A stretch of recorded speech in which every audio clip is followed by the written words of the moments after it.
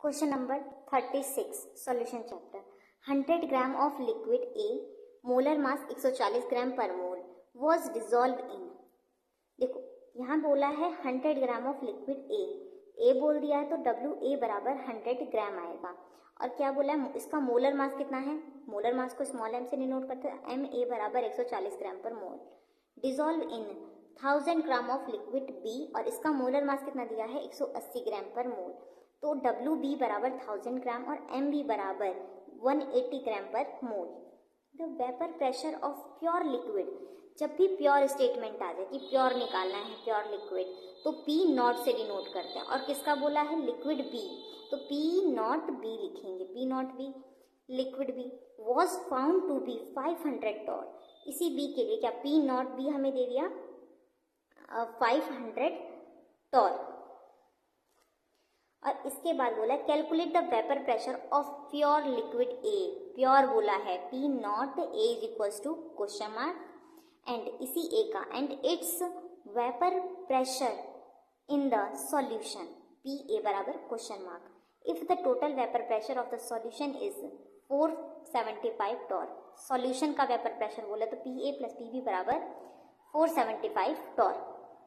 सबसे पहली बात यहाँ पर वेपर प्रेशर आया और मैंने आपको पिछले कई क्वेश्चंस में बताया है जब वेपर प्रेशर आ जाए तो सबसे पहले आपको सोचना है कि राउल्ट की फर्स्ट स्टेटमेंट लगेगी सेकंड। तो यहाँ पे लिक्विड A डिजोल्व कर रहे हैं हम लिक्विड B में, तो दो लिक्विड आपस में मिल रहे हैं तो टू वॉलेटाइल लिक्विड जो होते हैं उसके लिए राउल्ट की सेकंड स्टेटमेंट लगती है और राउल्ट की सेकंड स्टेटमेंट के अकॉर्डिंग होता है PA प्लस PB बराबर P नॉट A काय A plus P nought B काय B। ये मैंने आपको हर बार बताया कि जब भी कोई न्यूमेरिकल कराएगी तो बताए कि इसे नोट कर लो, एक अलग अपने इंपॉर्टेंट नोट्स के लिए रजिस्टर बना लो, उसमें ही नोट करो।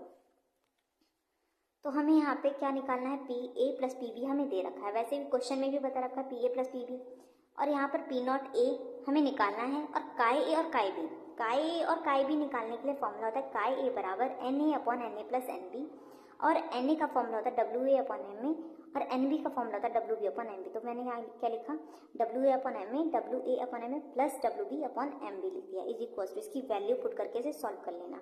इसी तरह काय A बराबर इसको लिख के सॉल्व कर लिया। अब क्या करेंगे काय B निकालेंगे, काय B बराबर 1 माइनस काय A भी लिख सकते हैं, तो आप यहाँ पे काय B लिख लो 1 माइनस काय A, ठीक है। तो PA प्लस PB बराबर P नॉट A काय A plus P nought B काय B लिखेंगे।